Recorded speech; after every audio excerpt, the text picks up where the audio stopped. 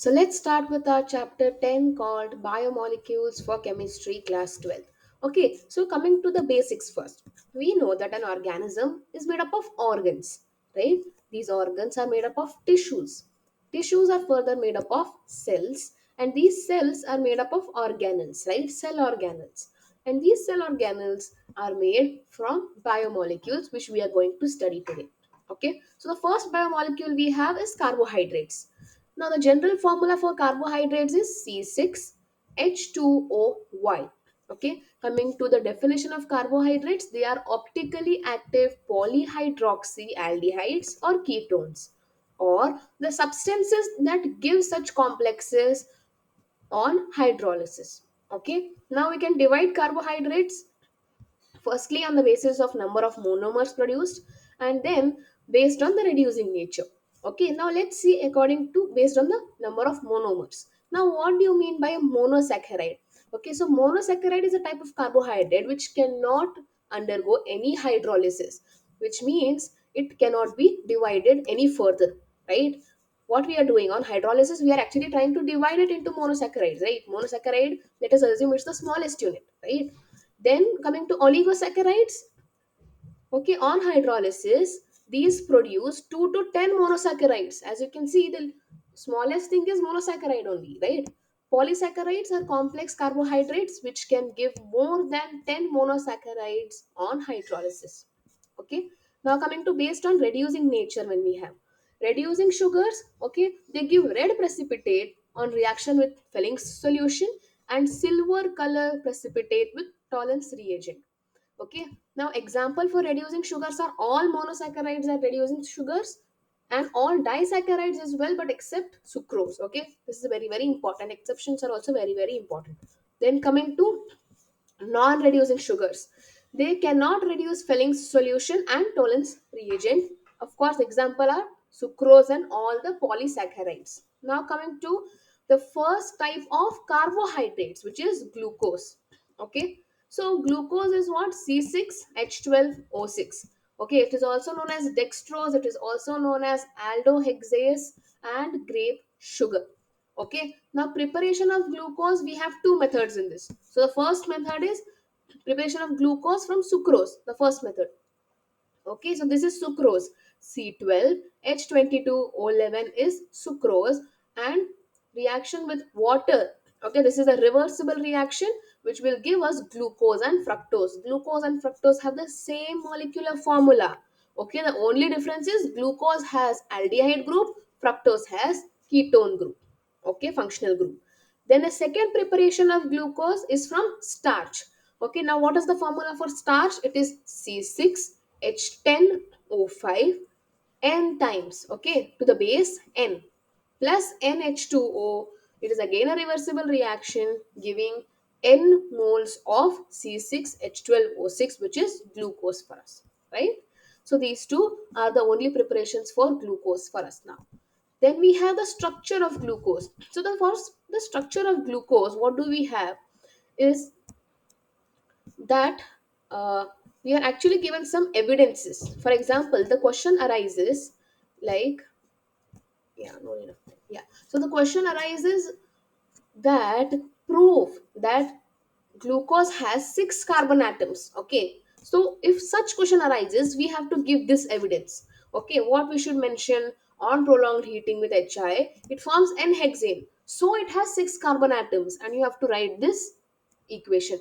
Okay, so the first thing is very clear, its molecular formula was found to be C6H12O6. Okay, now we will go according to questions. If I have a question that prove that glucose has 6 carbon atoms, okay, then my answer will be: on prolonged heating with HI, it forms n-hexane, suggesting that all the 6 carbon atoms are linked in a straight chain. Yeah, all the 6 carbon atoms linked in a straight chain. Okay, this is my question.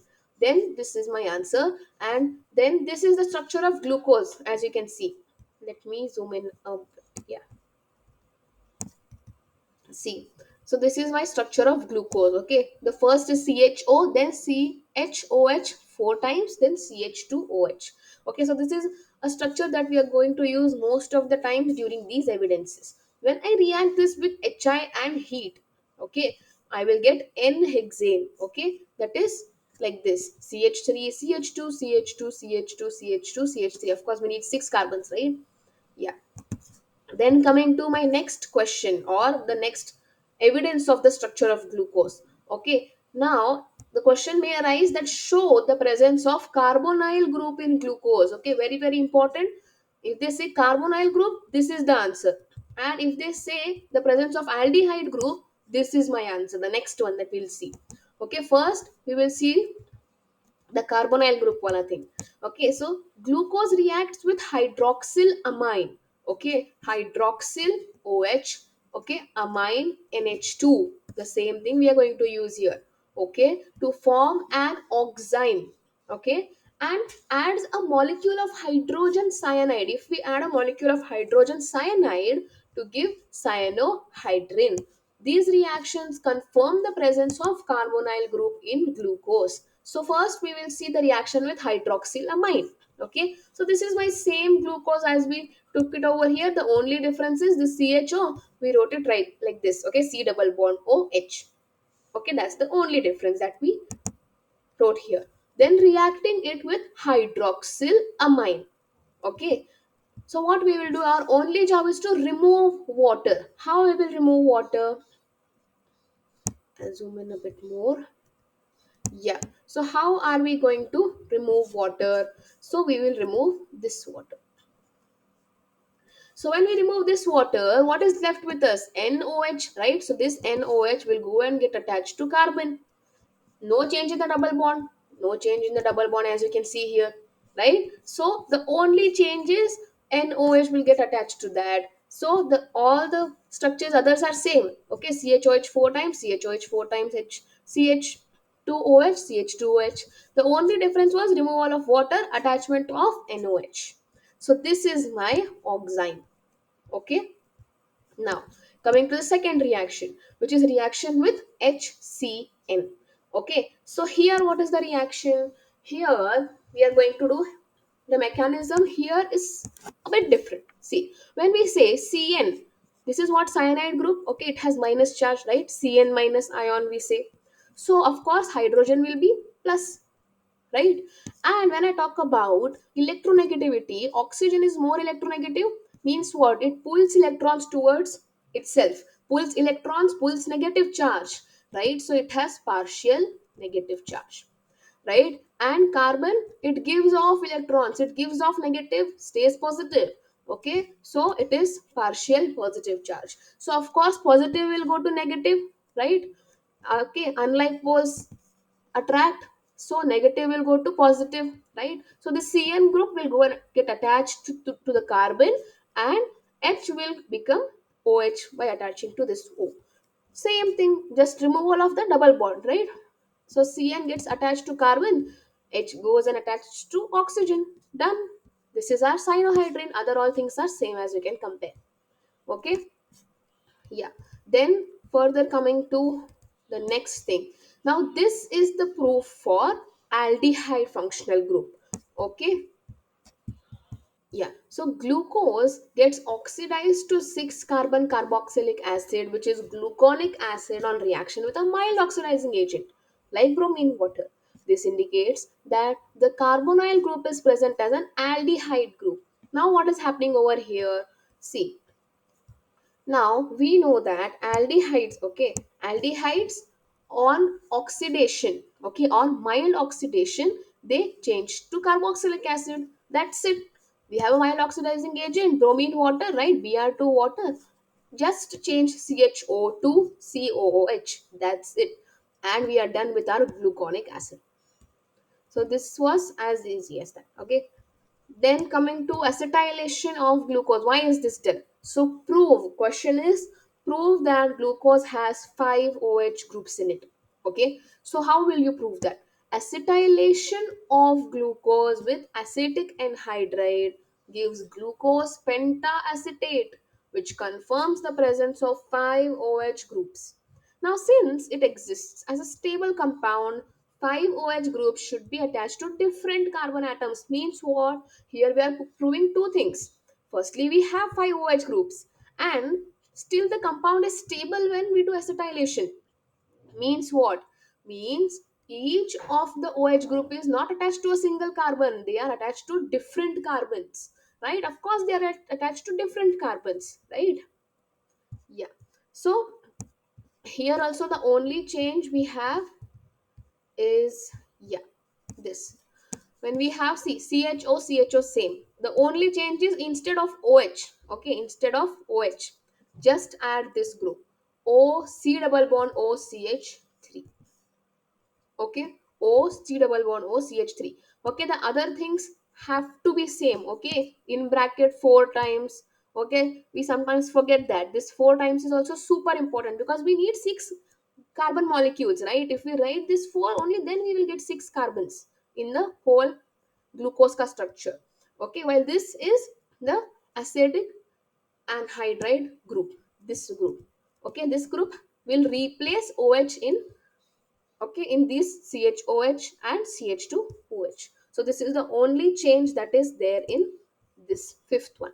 Coming to the last proof of our structure of glucose and oxidation. Okay, I'll just zoom it out a bit. Okay, yeah, so an oxidation with nitric acid, glucose, as well as gluconic acid, both yield dicarboxylic acid. Means what? See, glucose, if I oxidize it, it will give me a dicarboxylic acid, means 2 carboxylic groups, right? Saccharic acid is the name.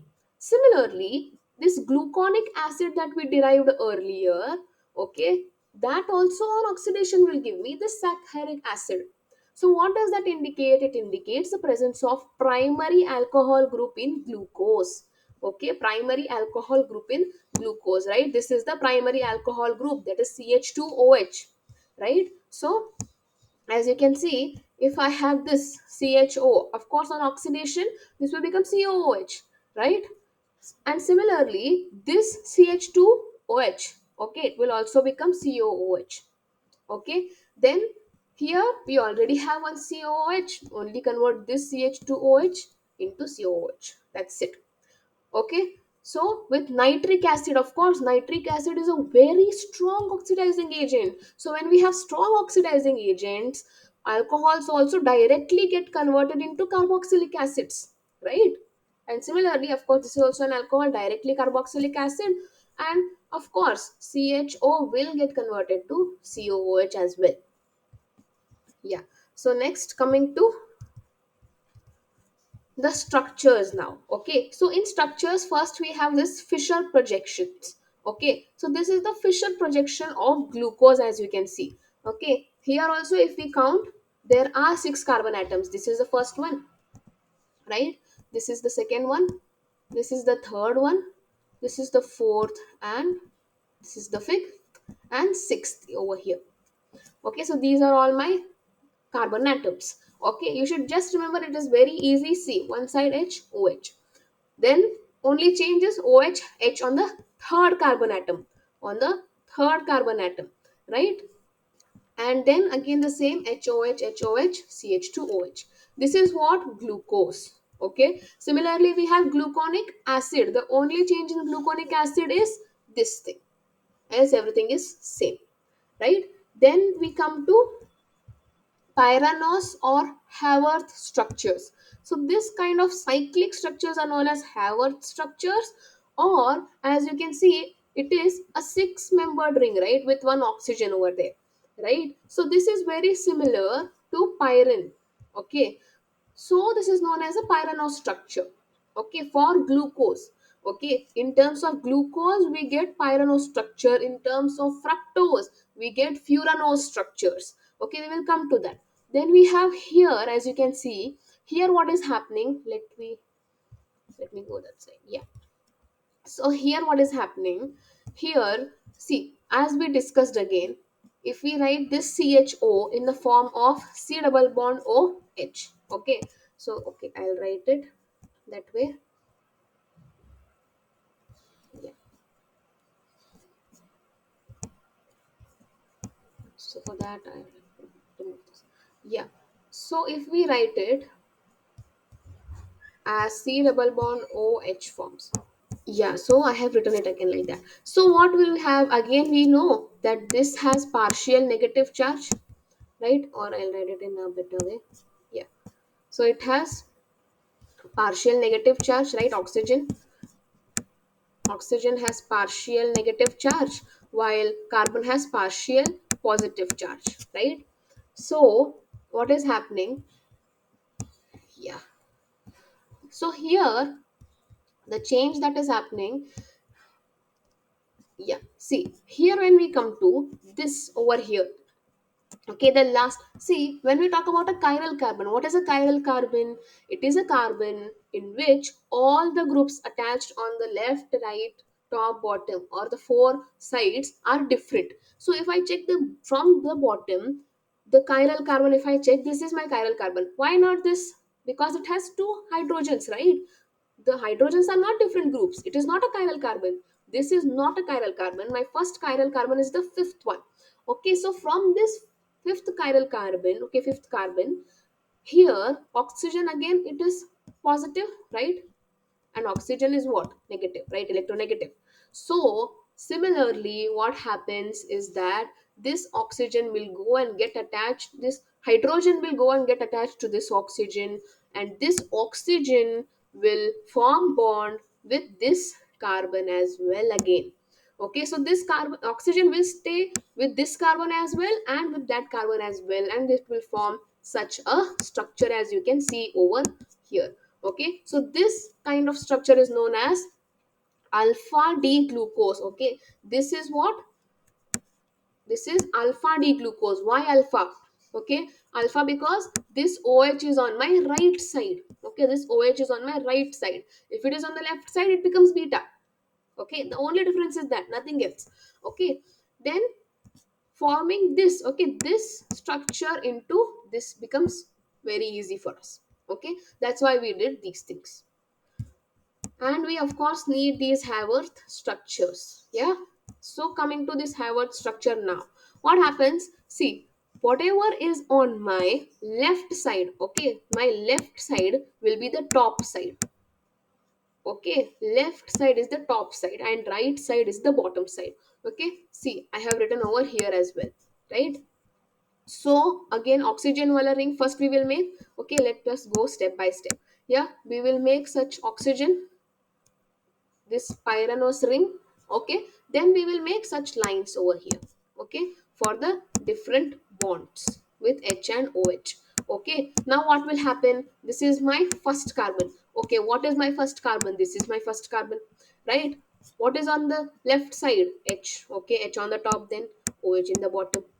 Okay, next carbon, which is my next carbon? This one, right? Again H on that side, OH down. Okay, H up, OH down, right? Similarly in the next carbon there is a twist, OH that side, H down. Okay, so this becomes OH and H down. Okay, so here you need to very carefully write because these two should not, this one and this one should not collapse with each other. Okay, then again we have H up, OH down, right? Again here also, in the last one the twist is this carbon. Okay, it is bonded to oxygen already, right, like this, and it has one hydrogen and one CH2OH group. So this here I will come CH2, it will be CH2OH for me over there. Okay, and down I will have hydrogen. Okay, we need to carefully write so that these two don't mix up. Yeah, so this is my Haworth structure step by step. How do we make it? Okay, similarly we can also make for beta d glucopyranose. As you can see, the only difference is this H, right? OH is on the left side now, so it becomes beta d. Okay, and what is plus over here? Plus is dextrorotatory, which means what? This dextrorotatory means that it rotates the plane polarized right, or it directs the plane polarized right in the clockwise direction. Okay, dextro clockwise. Levorotatory, it directs the plane polarized light in anti-clockwise. Levo, anti, dextro, clockwise. Okay, now coming to similarly for beta d glucopyranose also we can write it. Okay, here also you can observe the only change is this OH and H, right?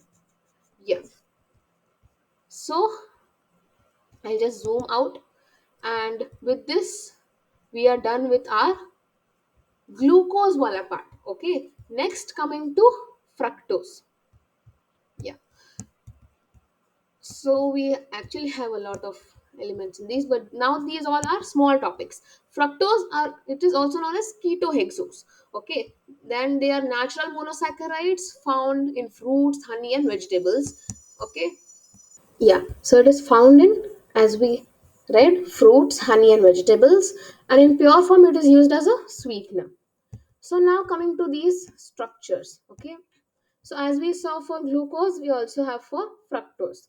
Okay, the only thing is, see, fructose we need a ketone group, right? Now, what is that ketone group? When we talk about a ketone group, we should have this kind of group.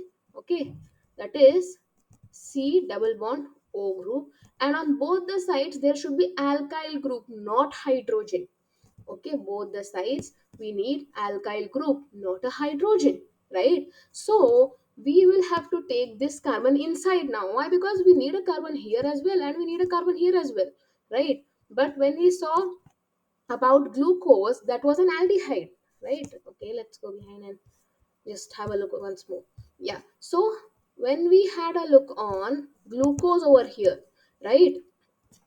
So at that time, for glucose, as we see, okay, that is an aldehyde group, right? What is an aldehyde group? Aldehyde group is, yeah, I'm writing here, which is C double bond and O and H. Okay, one side can be H, one side has to be R, alkyl, right? So we can add it to the corner as well because we have an H over here. But the case in fructose is what? There we need a ketone, right? Yeah, coming back. Yeah, so in the fructose we need a ketone group, right? So we'll have to take the carbon as the second carbon. Okay, so second carbon will have my ketone group. Okay, so this is the case of fructose, and in a similar way again here as well, we have those electronegativity wala concept, wherein of course hydrogen positive, oxygen negative, and this here, over here, oxygen is electronegative, it will have partial negative charge. Okay, partial positive charge for carbon as usual, right? And so hydrogen will go and stick with oxygen, and this oxygen will form a bond with this carbon over here, and a similar form is formed. So here the only change is what we did, we just wrote this CH2OH as one more hand of this carbon over here. Okay, that's the only difference. Okay, we didn't change anything. So here also we have D.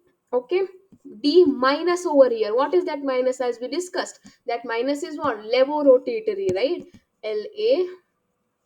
LAEVO, right? Levorotatory, which rotates. Okay, levorotatory isomer rotates plane polarized light in anti-clockwise direction. Okay, so minus represented by minus or L, right?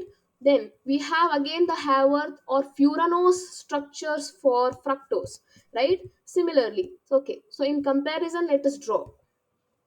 So here also we have alpha and beta. Okay, so I'll just choose a different color. Yeah, so here also we have alpha and beta. For alpha, as we know, OH on the right side, right? So what is on my right side will be written down. Okay, left top, left top. Okay, again, so we have on the top CH2OH on my, this is what, my first carbon, right? So okay, first carbon top CH2OH, down OH. Second carbon top OH, down H. Okay, top OH, down H.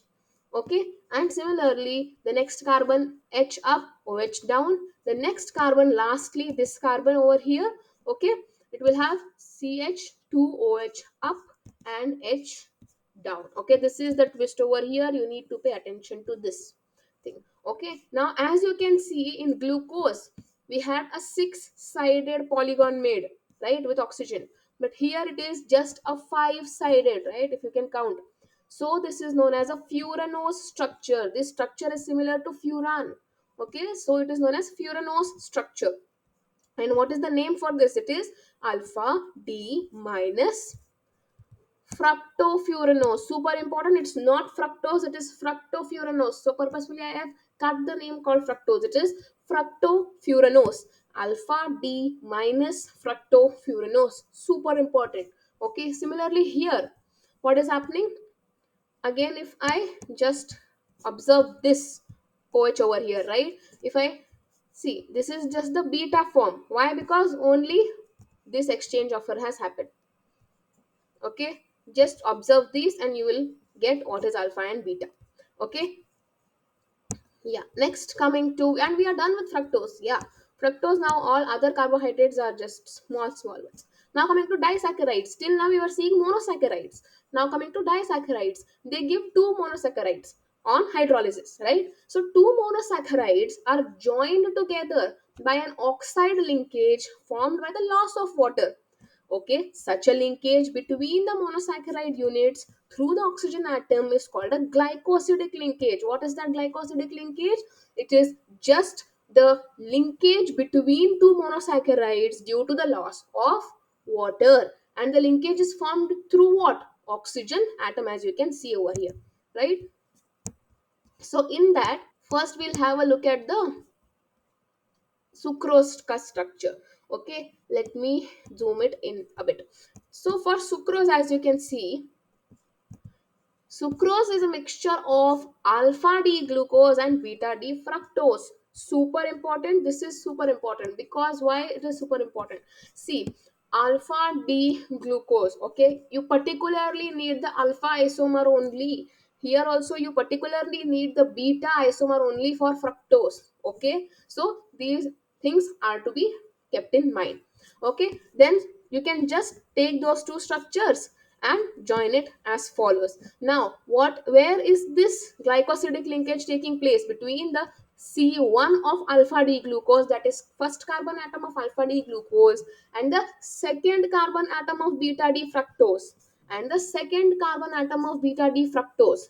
Okay, if I again take you to beta D fructose as well. Okay, it is here only, right? A bit will zoom out. Yeah, so it is here only, beta D fructose, as you can observe, but you can observe a few differences, right? What are those differences? Let's clear it out. See, according to this one, this is my first carbon. Okay, right? This is my second carbon. Okay, this is my third carbon. Yeah, this is my fourth. Wait, I'll just make it a bit clearer. Yeah, so again naming it. See, this CH2O H is my first carbon over here, and the second carbon is this. Okay, this is my third carbon, this is my fourth, this is my fifth, and one more CH2OH is my sixth carbon. Of course, we need six carbons, right? So, but I am saying in the sucrose that I am joining the second carbon, right? But here, as you can see, this side I have H and OH, H and CH2OH, right? But here it is OH and CH2OH. So what we need to do is a simple thing. See, this is my structure of beta D fructose, right? Just rotate it through 180 degrees. Means what? Just tilt it, make it ulta. Okay, so what you will get if you tilt it? What you will get? You will get this CH2 over there. Means what? See, when I tilt it, okay, let me erase this. Yeah. So when we tilt it, okay, when we tilt it ulta, then we will get this structure. So for making the structure of sucrose, we just need to tilt the beta D fructose. Okay, beta D fructose. We need to tilt it. Okay, yeah. Now such tilts are only in sucrose, maltose, and lactose are easy. Okay, so the only twist is in sucrose. So what about some, let's go to some details about that sucrose. Okay, so fructose, it has a levo rotation of fructose, okay, of minus 92.4 degree. Why minus? Anti-clockwise direction. Okay, dextrorotatory, okay, glucose is dextrorotatory. What is the angle of dextrorotation? It is plus 52.5 degree. But dextro is lesser than levo, right? So I will get a minus thing as a total, right? So hydrolysis of sucrose brings a change in the sign of rotation from dextro to levo, and the product is named as invert sugar. Why product is named as invert sugar? Because as you can see, what is the total rotation? Negative, right? So invert sugar. Okay, now coming to the maltose thing. Now what is our maltose? Maltose is a simple combination of two glucose molecules. Okay, it is just a combination of two glucose molecules, and that too no rotations needed. It is just a Sida attachment, as you can see, between the C1 of one glucose and C4 of the next glucose. As simple as that. Okay, then coming to lactose. Lactose is made up of alpha D galactose and alpha D glucose. Okay, now coming to what are galactose and glucose. So this is our glucose, as we know, right? And this is our galactose. Now the only change you can observe in these two is this thing, this, on carbon 4. For glucose we have H and OH, but for galactose we have OH and H on the fourth carbon. Very very important, fourth carbon. Okay, so these two are epimers of each other. What do you mean by epimers? And one more word is anomers, right? Epimers and anomers. Okay, epimers, when I talk about epimers, are the isomers wherein there are these kind of changes, or exchanges of these substituents other than the first carbon. Okay, if this is my first carbon, okay, so other than the first carbon, if there are such changes between two molecules, they are known as epimers. But if my first carbon chain is having such changes, first carbon is having my changes, then it is known as anomer. Okay, yeah. So for example, if I say this, you, as you can see, okay, where it went, yeah, let me take the example of glucose itself. Yeah, so when I take the example of glucose, okay, as you can see over here, okay, alpha D and beta D, the only change, as you can see, in alpha D is what? Okay, left side is H, right side is OH. But in beta D, left side is OH and right side is H. So these two are what? Anomers. But when I talk about glucose and galactose, okay, coming back to them. When I talk about glucose and galactose, these two are epimers because the change is in the fourth carbon. It is not in the first carbon, right? So these two are known as epimers. Next, coming to lactose, okay. Yeah, so coming back to lactose, here we have alpha D glucose and alpha D galactose. Okay, so first you have to join it with alpha D galactose. First has to be galactose, then has to be glucose. Okay, and then just this Z type of crossing, as you can see, or N type of, you know, glycosidic linkage. Okay, now coming to the next thing, coming to polysaccharides. Okay, the first polysaccharide is a starch. Okay, of course it is used for plant storage. Okay, found in cereals, roots, tubers, and some vegetables. Now there are two parts of starch, amylose and amylopectin. So this is the structure of amylose. As you can see, it is just a long chain. Okay, this is not branched anywhere, right? So it is water soluble, 15 to 20 percentage of starch is present, and chemically it is a long unbranched chain, right? There are no branches, it's a straight chain with 200 to 1000 alpha D plus, okay, dextrorotatory glucose units. Okay, then we have amylopectin. Okay, now coming to amylopectin, as you can see, there are branches over here, right? So they are insoluble in water. Okay, and branching takes place at the first carbon, right? Here is the first carbon and here is the sixth carbon atom, right? But there are also linkages as well. Okay, these linkages, yeah, for C1 and C4 as well, and for C1 and C6 is the branching. Okay, chain formed by C1 and C4 is a glycosidic normal linkage, but branching glycosidic linkage takes place at C1 and C6. Okay, and we are done with it. Coming to cellulose. Now this is the structure of cellulose. When we talk about, it is the most abundant organic substance in plant kingdom, and it is a constituent of the cell wall in plant cells, right? As you can see, this is the structure of cellulose. Okay, here also we have beta linkages. Okay, these linkages are called as beta linkages. Earlier in starch they were alpha linkages, right? But in cellulose we have beta linkages. Okay, yeah, so these beta linkages are between C1 and C4, as you can see, right? Yeah. Now coming to glycogen. Carbohydrates are stored in animal body as glycogen. Okay, it is also known as animal starch because its structure is similar to amylopectin. and it is rather more highly branched. It is present in liver, muscles, and the brain. Okay. Now, when the body needs glucose, enzymes break the glycogen down to glucose. Glycogen is also found in yeast and fungi. Okay. Now, coming to importance of carbohydrates, honey. Okay, honey is an instant energy source. Okay, by Veds in as described in Veds in Ayurvedic system. Cell wall, of course, cellulose is an important thing. Furniture, cellulose in the form of wood. Okay, clothes also have cellulose in the form of cotton fiber. Raw materials for many industries like textiles, paper, and liquor and breweries. Okay, form are carbohydrates. Now, 2 aldopentoses, which are D-ribose and deoxy, and 2 deoxy D-ribose. Okay, are present in nucleic acids, right? DNA and RNA, of course, found in biosystem in combination with, and these carbohydrates are also found in biosystem in combination with many proteins and lipids. Okay, this is the last point over here. Then coming to the next thing, which is proteins. Okay, now finally, coming to proteins, it is derived from the Greek word called proteus, which means primary or of prime importance. Okay, and in the first, okay, in proteins we have amino acids. Amino acids, they contain amino. Okay, amino group is what? NH2 group, and carboxyl group, which is COOH functional groups. Okay, so this is the general formula of an amino acid. C, NH2, COOH, H is okay default piece, and R.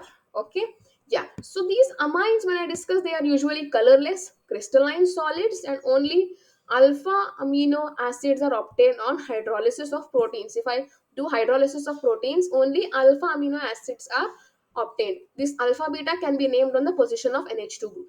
Okay, now coming to, they are water soluble as well, and then they have high melting points and they behave like salts rather than simple amines.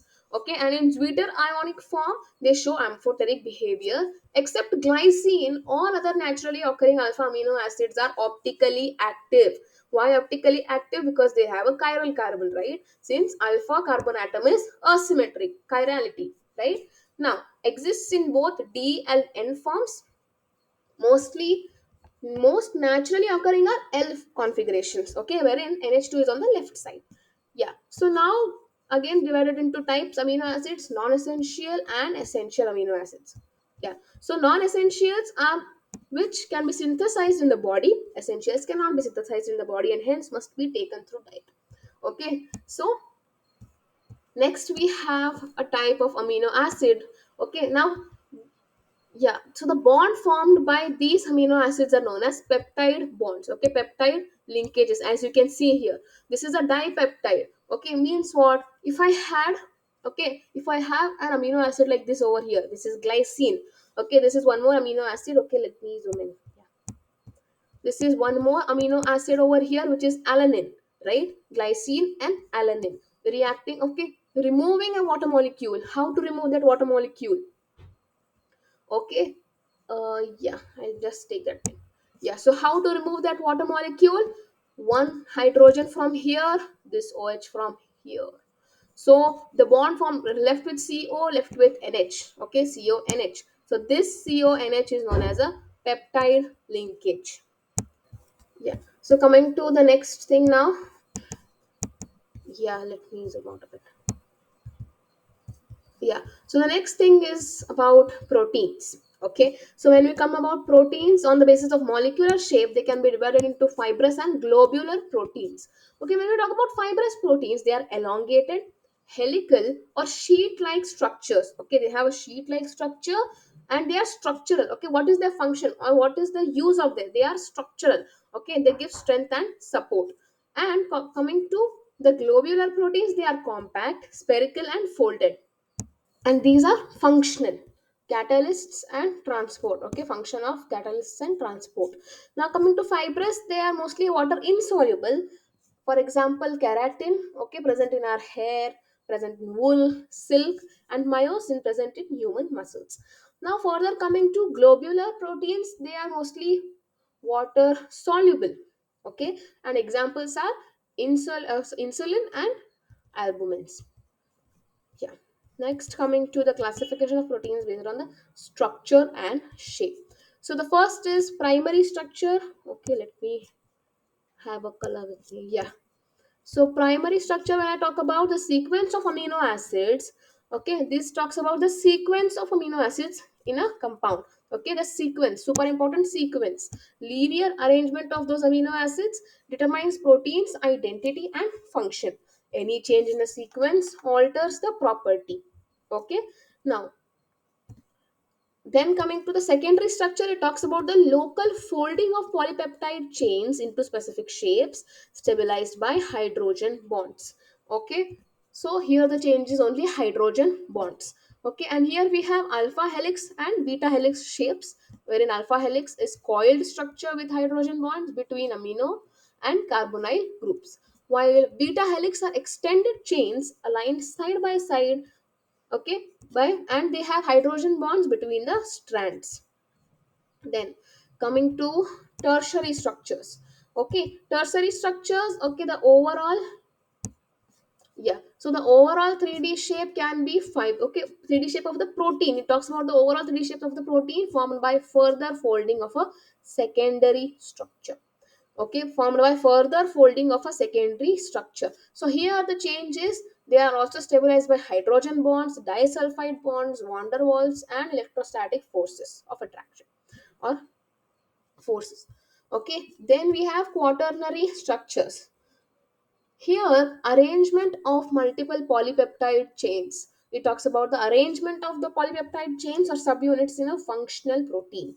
Okay, it is composed of two or more subunits, and these subunits are held by again hydrogen bonds, ionic interactions, and hydrophobic forces.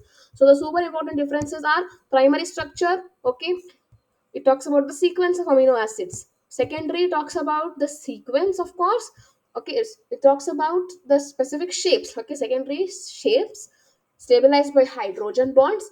Tertiary, again, overall 3D shape stabilized by hydrogen bonds, disulfide bonds, van der Waals, and electrostatic forces. And quaternary, it talks about the arrangement of multiple polypeptide chains and stabilized by hydrogen bond, ionic interactions, and hydrophobic forces. So yeah, now just two topics for proteins. Denaturation of proteins.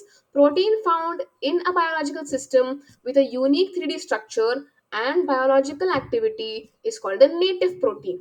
Okay, so when a protein in its native form is subjected to any kind of change, now what are those changes? Whether it be a physical change, for example, change in the temperature, or a chemical change, like a change in the pH, the hydrogen bonds in it are disturbed.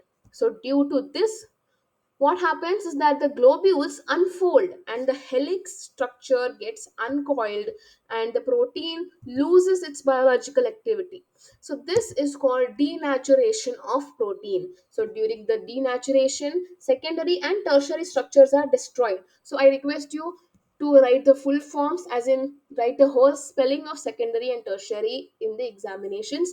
These short forms are only for notes. Okay, so during denaturation, secondary and tertiary structures are destroyed, but the primary structure remains intact. Okay, now coagulation of egg white. Examples are, of course, egg white coagulation on boiling, and second is curdling of milk caused due to the formation of lactic acid by the bacteria present in milk. Now, further, enzymes are also a type of proteins, okay, type of globular proteins, very specific for a particular reaction and for a particular substrate. They are very specific, and they are generally named after the compound or the class of compounds upon which they work. For example, to convert maltose into glucose, the enzyme used is maltase. Okay, yeah. So coming to the last part of our chapter, okay, last parts I must say, first is vitamins, nucleic acids, and hormones. Okay, so vitamins, when I talk about, they are organic compounds required in the diet in small amounts to perform specific biological functions for normal maintenance of optimum growth and health of the organism. So these are of two types: fat soluble vitamins and water soluble. Fat soluble, they are fat and oil soluble, water insoluble. Okay, while water solubles are of course water soluble, and examples are vitamin B and C. Okay, fat soluble examples are vitamin A, D, E, and K.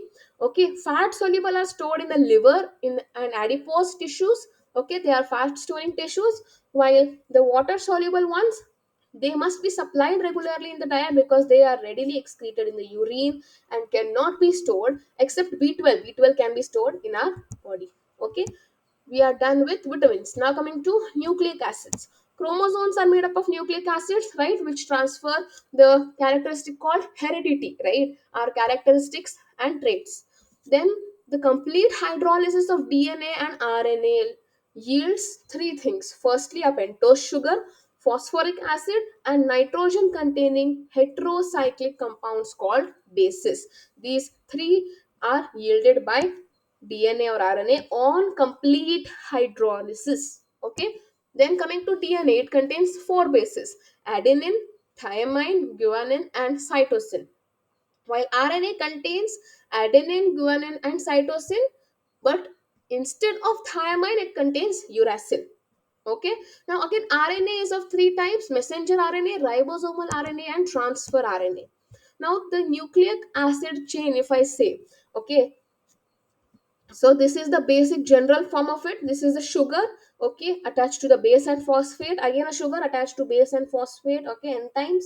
Similarly, sugar attached to base and phosphate, and further the chain goes. So the info regarding the sequence of nucleotides in the chain is given by the primary structure. Okay, again, please use the longer forms in examinations of PRIMARY, primary.